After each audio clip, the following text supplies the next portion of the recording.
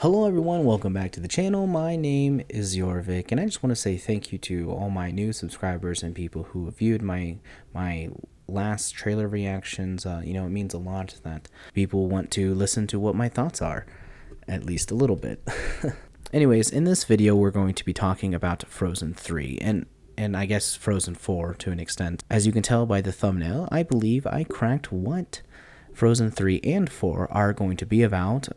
At least some of the settings and maybe some new characters that will appear to add to the broader universe that is the Frozen lore. And really, this is just my interpretation of what this early concept art looks like. I have looked around to other media outlets to see if anyone else has really been talking about this, and the only thing that I could really find is that the shadowy figure that we see at the bottom of the image could be the villain. And I have some theories about whether or not this person is the villain or whether or not they're just a new character being introduced, and probably hints to who the villain could be. Obviously, this is all speculation by released images, so please don't take everything I have with a grain of salt. This is just my theory. Okay, so let's go ahead and get into the concept art. As you can see here, I have it pulled up because I think it'd be easier for me to just talk, and show it.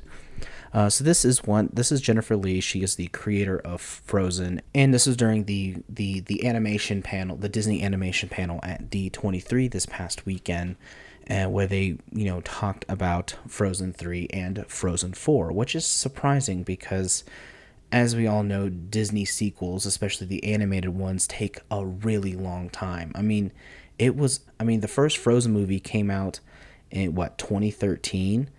And then Frozen 2 came out, was it 2019? So 2027 is when we allegedly are going to get this film, Frozen 3, which, is, 8 years after the sequel? So, obviously animation takes time, so I'm not going to fret about it anyway, but the fact that they announced Frozen 3 and 4 leads me to believe that they're going to kind of work on these films simultaneously, and probably they'll be released either a year apart or 2 years apart. She also mentioned that the story would need 2 films to kind of close out this universe, and I think I cracked what that story could be. So let's get into it. Again, as you can see here, the main thing I want to focus on is, we have Anna and Elsa here on horseback. Of course, Elsa is on the Knock, which is the water spirit that, as we learned in Frozen 2.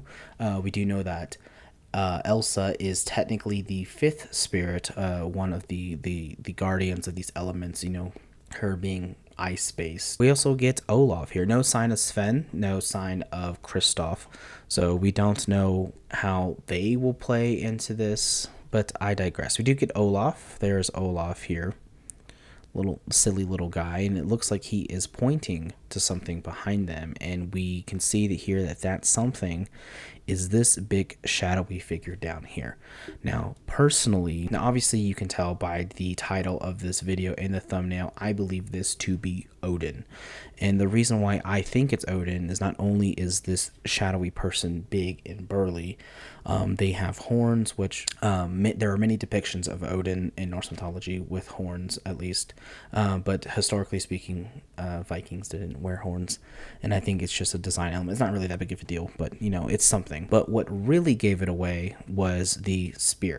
So if you don't know, Odin in Norse mythology, and it's actually in Thor, like the Marvel films as well, one of Odin's weapons of choice, or something that he carries around, is his spear, Gungnir, and I believe that's what this is, and I believe this is the depiction of Odin. And how I got to that conclusion is the second piece of evidence, which is up here, this very beautiful iridescent city in the clouds. Now we can obviously see that there are 2 other figures up here. Don't know who those figures could be. Could be Thor, could be Freya, could be Loki. There are many different, I say many different, there's like 12 Norse gods. But obviously I believe this to be Asgard. Now this isn't the first time Disney has utilized a a god pantheon in their films. I think the last one was Hercules in the 90s, obviously with the Greek pantheon. And I think it's very interesting because we do know that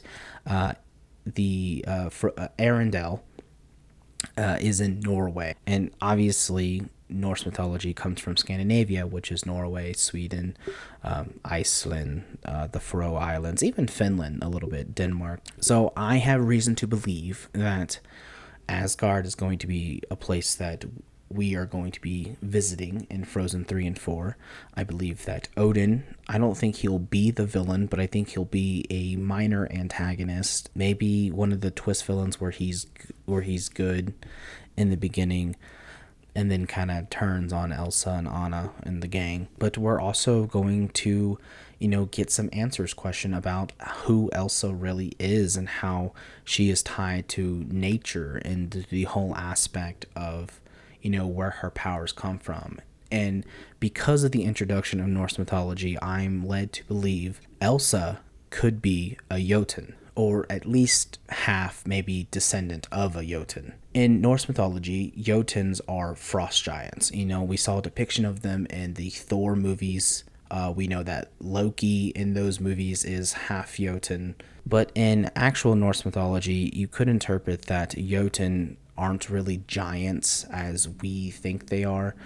They could be just regular, people, or, a race of people that live in the tundra. But if they incorporate the Jotun mythos and the rest of Norse mythology into this film or series of films, it could explain how Elsa has these ice-based powers, and it's because she is tied to the Norse pantheon. And in Frozen 3 could be the first steps to this. Maybe they learn that, maybe Odin and the rest of the Aesir acknowledge that Elsa is one of them and could be, and that she could, join them in Asgard. And of course this could lead to conflicts with Anna, not wanting that.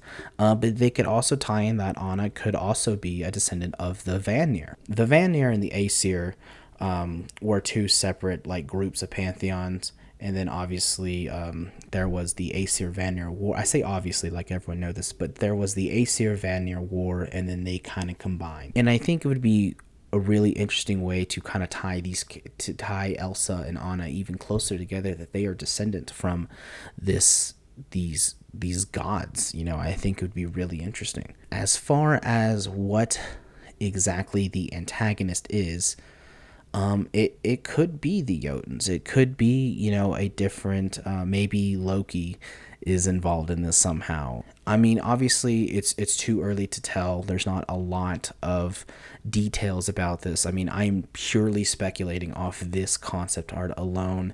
And I mean, 100% sure this is Asgard, and I'm 100% sure this is Odin. So that can only lead to one thing. But my main theory is that Elsa is a descendant of a Jotun. Maybe she is a descendant of Skadi, or maybe she is Skadi. And Skadi in Norse mythology, she is a Jotun that was married into the pantheon. She married Njord, who is the god of the sea, but she is the goddess of winter, skiing, and hunting, and all that kind of stuff like that. And she lives in the mountains, which, besides the hunting part, pretty much describes Elsa. So either she is an interpretation of Skadi, or she is a descendant of Skadi and belongs in the pantheon of Norse mythology. But anyways, guys, that's it for this video. I just saw this and I wanted to talk about it because, as someone who is a Norse pagan, someone who studies Norse mythology, I thought this was very interesting. And I don't see a lot of people talking about it right now. So let me know your thoughts in the comments. Do you think my theory could be correct? Is this Asgard in the clouds, and is that Odin in the shadows? Let me know in the comments section below. As always, my name is Jorvik. I'll see you in the next one.